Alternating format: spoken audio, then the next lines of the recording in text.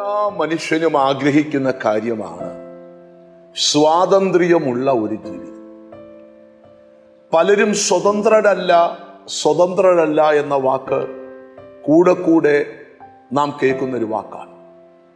പലതരത്തിൽ സ്വതന്ത്രരാകാൻ കഴിയാതെ ബന്ധിക്കപ്പെട്ട് കിടക്കുന്ന ധാരാളം പേരെ നമുക്ക് കാണാൻ കഴിയും. ഗലാത്യ ലേഖനം 5-ാം അധ്യായം 1-ാം വാക്യമാണെന്ന് ധ്യാനിക്കുന്നത്. സ്വാതന്ത്ര്യത്തിനായി ക്രിസ്തു നമ്മെ സ്വതന്ത്രരാക്കി, ആകയാൽ അതിൽ ഉറച്ചു നിൽപ്പീൻ, അടിമനുഖത്തിൽ പിന്നെയും കുടുങ്ങിപ്പോകരുത്. പുത്രൻ നിങ്ങൾക്ക് സ്വാതന്ത്ര്യം വരുത്തിയാൽ നിങ്ങൾ സാക്ഷാൽ സ്വതന്ത്രരാകുമെന്ന് ദൈവവചനം നമ്മെ പഠിപ്പിക്കുക.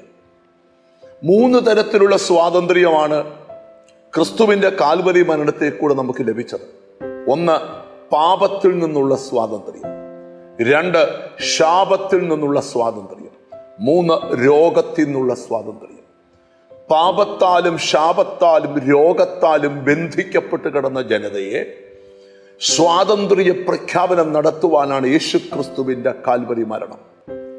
ഈ മെസ്സേജ് കേട്ടുകൊണ്ടിരിക്കുമ്പോൾ ഏതെങ്കിലും നുകത്തിന്റെ കീഴിൽ കാളയെ ഉഴുന്ന ഒരുവൻ കാളയുടെ മുകളിൽ ഒരു നുകം വെച്ച് കെട്ടി അതിനെ കഴുത്തിലൂടെ ഒരു ചരട് കൊണ്ടുവന്ന് അതിനെ മുകൾ ഭാഗത്ത് കെട്ടിവെച്ച് ആ കാളയ്ക്ക് സ്വാതന്ത്ര്യമില്ലാത്ത അവസ്ഥയിൽ ആ നുകത്തിന്റെ കീഴിൽ ബന്ധിക്കപ്പെടുന്ന അനുഭവങ്ങൾ നാം കണ്ടിട്ടുണ്ട്.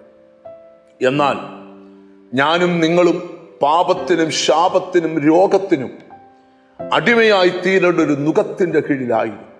ആ നുകക്കൈകളെ ഒടിച്ച് നമ്മളെ നിവർത്തി നടത്തുവാനാണ് ക്രിസ്തുവിൽ കൂടെ നമുക്ക് ലഭിച്ചിരിക്കുന്ന വലിയ വിജയം.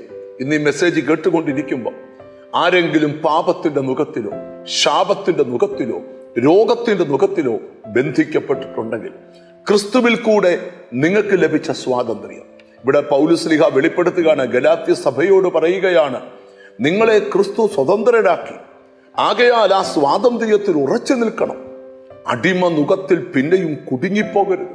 ഒത്തിരി പേർ ആ സ്വാതന്ത്ര്യത്തിൽ വന്നിട്ട് വീണ്ടും അടിമനുഖത്തിൽ കുടുങ്ങിക്കിടക്കുകയാണ്.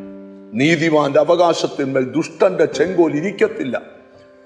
നീതിമാന്റെ അവകാശം എന്താ? മക്കളെ ഹോവ നൽകുന്ന അവകാശമാണ്. നിന്റെ സന്തതിയുടെ മേലുള്ള നുഖങ്ങൾ, നിന്റെ മേലുള്ള നുഖങ്ങൾ കർത്താവ് ഒടിച്ചു മാറ്റും. നമുക്കൊന്നിച്ച് ദൈവത്തോട് പ്രാർത്ഥിക്കാം. ക്രിസ്തുവിൽ കൂടെ ലഭിച്ച ആ സ്വാതന്ത്ര്യത്തിൽ ഉറച്ചു നിൽക്കാം. കാരുണ്യവാനായ ദൈവമേ, സ്വർഗസ്ഥ പിതാവേ, എന്നോട് ചേർന്ന് പ്രാർത്ഥിക്കുന്ന മക്കൾക്ക് വേണ്ടി പ്രാർത്ഥിക്കുന്നു. സ്വർഗത്തിലെ ദൈവത്തിന്റെ നീതിയുള്ള കരം നിന്റെ മക്കളുടെ മേൽ നീട്ടണമേ എന്ന് പ്രാർത്ഥിക്കുന്നു. പരിശുദ്ധാത്മാവ് നിന്റെ മക്കളുടെ മേൽ ഇറങ്ങി വരണമേ എന്ന് ഞങ്ങൾ ദൈവത്തോട് പ്രാർത്ഥിക്കുക. കർത്താവ്, അവിടുത്തെ കൃപയും അവിടുത്തെ ശക്തിയും അവിടുത്തെ കരവും പകരണം. രോഗികളെ തൊടുമാറാകണം, ബന്ധനങ്ങളെ അഴിക്കുമാറാകണം. എന്നോട് ചേർന്ന് പ്രാർത്ഥിക്കുന്ന മക്കളെ നിന്റെ നാമം ചൊല്ലി പിതാവിൻ്റെയും പുത്രന്റെയും പരിശുദ്ധാത്മാവിന്റെ നാമത്തിൽ അനുഗ്രഹിച്ച് പ്രാർത്ഥിക്കുന്നു. അവർ അനുഗ്രഹിക്കപ്പെടട്ടെ, യേശു ക്രിസ്തുവിൻ നാമത്തിൽ തന്നെ. ആമേൻ. ക്രിസ്തുവിലുള്ള സ്വാതന്ത്ര്യത്തിൽ ഉറച്ചു നിൽക്കുക. God bless you.